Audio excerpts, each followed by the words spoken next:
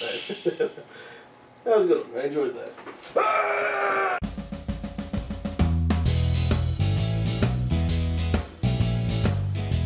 Hello and welcome to another episode of Rapscallions Report. As you can see, it's a little different setup. Opening's a little different. We are in the process of trying to figure out how we're going to do it from now on. So work with us and hopefully you will still enjoy the show. As always, Andy, Eric, myself, Tyler.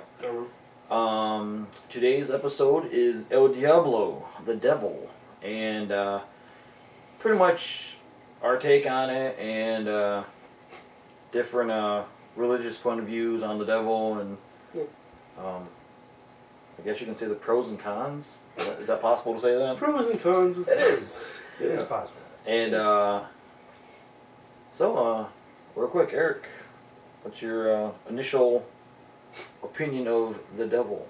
Well, I don't believe in him, and I think symbolically it can mean a lot of different things that aren't necessarily negative. And Mr. Andy? I don't think that there is an actual being that is the devil. I think there possibly could be a manifestation of some kind of evil force, but then you have to define what exactly is good and what exactly is evil. You know, is aggression evil, but then is aggression evil if you're using it to defend someone or defend your country or people? In any case, I don't think there is an actual devil being, but I think it works for a very good metaphor on the depths of humanity. Yeah. Okay, so, I like the input. Of course, myself, raised Christian, you have the, God, Jesus, the devil, the whole biblical point of view of it all. Mm-hmm. But again, like you said, is it just evil in general? Is it, and some people would say the devil is the root of evil. I mean, it depends on your religious point of view. Yeah. Now, obviously, with the Christian religion, we all know, you got God, the devil, devil's a bad guy. What about other religions, like, say, Muslim or Buddhist or whatever? I mean, do they have a devil? I wish we'd done some research on that. Well, Eric? it really depends on the religion. Pretty much anytime there's a god, there's going to be a devil, but it's the monotheism that brings the devil. If you have any more gods, like ancient Greek or Roman or even Hinduism, where you have thousands of gods, there isn't really one, as far as I know, that's exactly the bad one that you should stay away from. It's like, oh, you don't want that one. Well, it's like you have, like, is it Greek mythology where you have all these gods and you have Hades? Yeah. And he's technically... I don't know if he's the evil. He's more of the Lord of Death, but he's not necessarily... But he's always labeled, like in, obviously, Disney films and just in general, Hades is always the bad guy. He's always the sneaky one. So, could, in theory...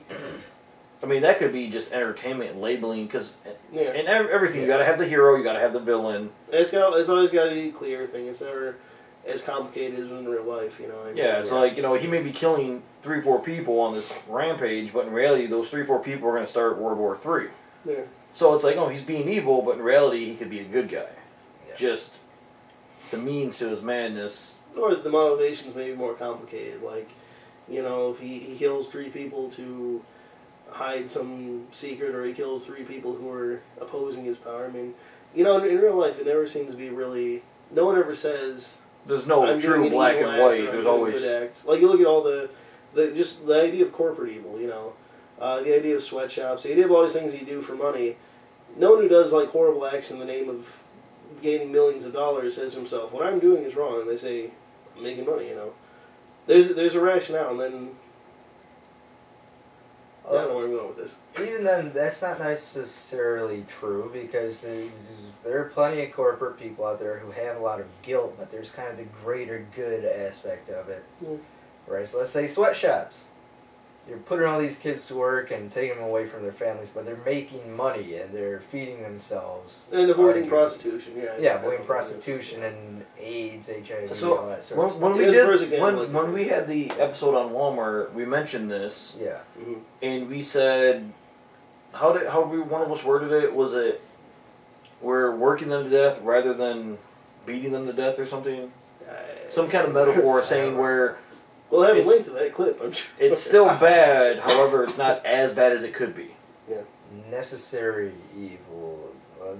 Evil, that ties it back to the devil. So yes, let's tie it back to the devil. Well, that's what I was just about to comment on. When you think the devil, you're only really thinking Christian religion. Yeah. I mean, obviously there's different forms of Christian. You got Catholic, you got non-denominational, you got Lutheran, Protestant, yada, yada, yada. Mm-hmm. So, aside from that, are we actually talking about the devil, or are we talking about just evil? Or the idea of evil? Because, I mean, there's always got to be someone behind something. Here's an interesting thing I'm going to bring up real quick. It's kind of good reconnecting the kind of... I think you almost wonder if the idea of the devil, the devil made me do it. Like, someone does something horrible, and it seems like possibly... Go to court. Devil made me do it. Well, look up the trailer. It almost seems like an excuse. If someone would blame something on, oh, it was me, I had this whispering voice in my head, or it wasn't my decision to murder somebody, it was because of these dark impulses I couldn't control, You almost wonder sometimes if someone would try and use that as a lack of responsibility on their part. You know what I mean? Like, I'm such a horrible person, or I'm such an evil person, but then I couldn't control it. I wonder if the devil is more or less almost created to divert responsibility. Like, everyone can blame the devil for the fact that they're lazy or stupid or violent or just a horrible person, but no one can say, I'm the one. It's passive responsibility. Which, that theory might be one of the things that say the Spanish Inquisition used or something to justify their actions. Probably even, I don't know, dictators or evil people like Hitler could use. Well, no, the Spanish Inquisition and Hitler were both believed that they were on God's side. Exactly. That's... Which brings, again, the idea of what's good, what's evil. It's all in the eye of the beholder. Yeah. If you ask Anton LaVey, author of the Satanic Bible and creator of the official Church of Satan, he'll tell you that the devil and all that is just symbolic of what you're not supposed to do according to society and society's norms. So to him, devil worship or doing something evil would be just kind of a glorified hedonism. Do what makes you happy. Yeah. Okay, now, with taking the concept of the devil, is it Buddhism that does karma? Am I correct on that? I think so. If I'm wrong, I wish I did research. I apologize. But karma, some say you help someone out, down the road someone's going to help you out. You wrong someone down the road. So... It has to do with reincarnation, yeah. So probably him doing But anyway. With karma, you got pretty much balance. For every good, there's a bad. For every bad, there's a good. So... You get a bunch of it for blowing up Megaton. You lose a bunch of it. Yes. Sorry.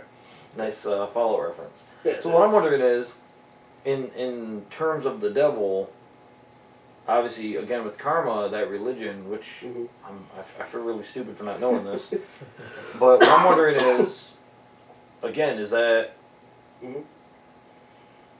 I guess what I'm trying to get at is, when you think the devil, you always think of like you said, a form, a physical being. Something that has a conscious... Or is it more of an idea? Yeah. And speaking of which I don't want to drag this on too long, the physical form of the devil, so to speak, you ever notice it's always some fancy guy in a suit, or it's always some big red guy with horns? It's never like... I think a lot of that came from Renaissance art, the red with the horns and stuff. Or it came from... I forget the exact origin of that, but well, look at... It's not necessarily a biblical thing. Look at Devil's Advocate, even the TV show Reaper. Even there's an independent film, I think it's actually called Suing the Devil, something like that. Yeah. The guy from Clockwork Orange, what's his name? Malcolm McDowell. Malcolm McDowell. He plays the devil, and he's just that proper with the suit, British accent, just has that like suaveness to him, playing the devil. Yeah. Which his career really, dude. If you watch the trailer, which I'll add a link right here, this I'm assuming it's a Christian film because it totally like halfway through the trailer it changes the. It gets real cheesy real fast. Yeah. So, but that's another thing. What's your guys' opinion about the actual physical form of the devil? Like, I think a lot of people get it wrong. I think honestly the only movie that kind of had it close was the one where who was that one? They had Brendan Fraser and Elizabeth Hurley would play the devil. Because in a biblical sense. that was Bedazzled or something. Bedazzled, I do believe. Yeah. I think so. But the devil was explained to be something seductive, like the most beautiful of God's angels and so forth. Something that is meant to be enticing, which again is why I think it works as a great metaphor. You know, it's something that's meant to be Tempting. seductive, tempting, but ultimately very damaging for you. You know, Okay. like a crazy girlfriend or like something like that, like Elizabeth Hurley. Like, so I think that was about the only depiction that I've seen in the media where I can look and go, yeah, it's probably about right.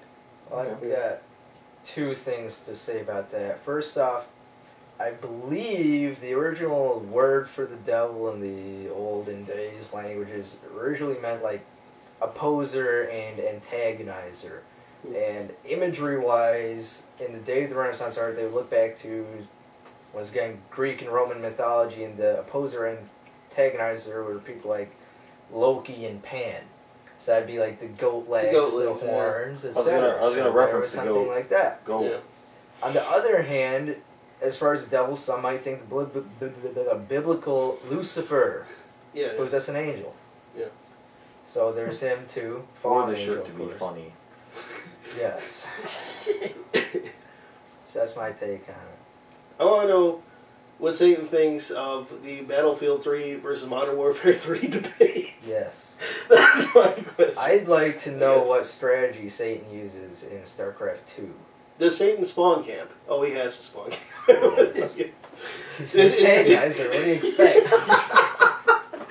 How much does Satan play Zerg? Or Protoss all the way. Alright, well, that is the Rapscallions Report episode on the devil. One last thing. How many GOM TV players sold their soul to Satan? Look forward to possible follow-up down the road, not sure. Happy Halloween. I would say, would you guys say this is our Halloween episode? I don't know if we're going to have one out before Halloween. I'd say so. We can hope. Alright, well, again, happy Halloween. Hope you guys enjoy the show, and look forward to new episodes coming out soon.